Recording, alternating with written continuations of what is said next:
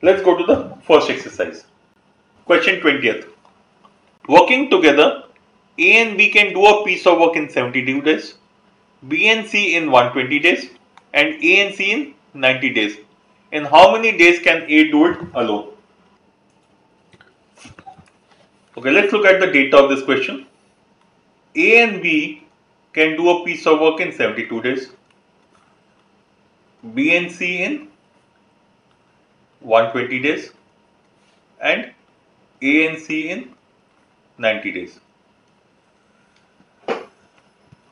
Now to solve this question again, let us assume the amount of work, and the amount of work as usual we will want to assume it to be an LCM of 72, 120 and 90.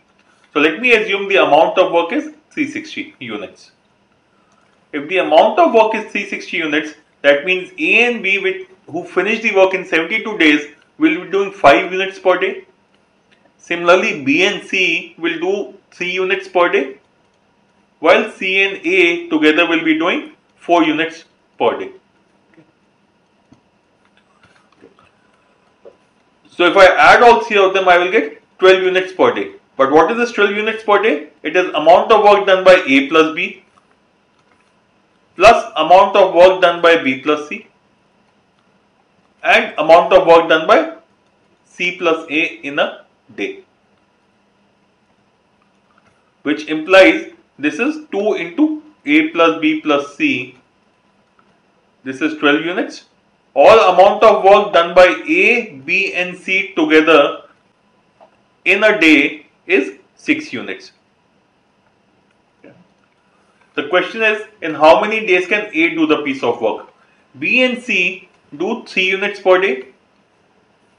A, B and C together do 6 units per day. This implies A will do 3 units per day.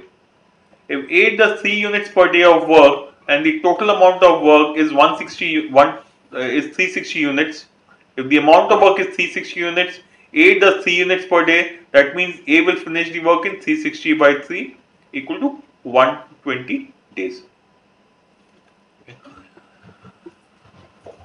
Similarly, you could have found that you could have found the number of days required for B or for C to finish the piece of work also. Now, those of you who are very comfortable with numbers and ratios, you can also look at a slightly different approach, which in this particular case is not giving you the answer but will help you eliminate choices. Let's look at the data all over again. A and B do the work in 72 days. B and C do the work in 120 days, and C and A do the work in 90 days. So let's look at these two, 72 and 90. What happens when A and B are working, it is 72 days. When B is replaced with C, the number of days go up from 72 to 90. And when A is replaced by C, the number of days goes up from 72 to 120. Which means A is the fastest. Which means A is the fastest among these three in terms of speed of working. Okay. So let's try to see what should be the answer for this. Now we know that A and B together do the piece of work in 72 days, and since A is the fastest, this implies the number of days of A will be less than 72 into 2, which is 144. A will finish the piece of work in less than 144 days. Similarly, if you look at A and C doing the work in 90 days, I can comfortably say that means A will take more than 90 days. Using this approach, you can say E, which is 75 days, D 80 days and A 150 days are incorrect. Your answer will be either one of these. Okay.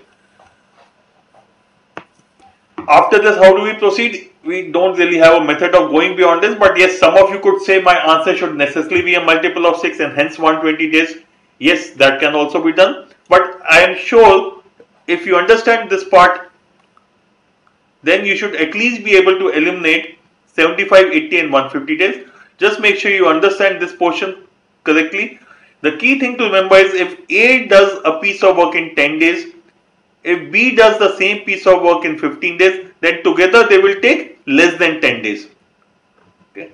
Similarly out here, A and B are completing the work in 72 days. If A and B are completing the piece of work in 72 days and A is the fastest, that means he will take less than 144 days to complete the work. And out here we already know A and C are together taking 90 days. So that means each one of them individually, A as well as C, will take more than 90 days. So we get the range that A will finish the piece of work between 90 days and 144 days. Eliminate the choices. In this case, you don't get the answer based on that, but you are still able to eliminate 3 out of the 5 choices.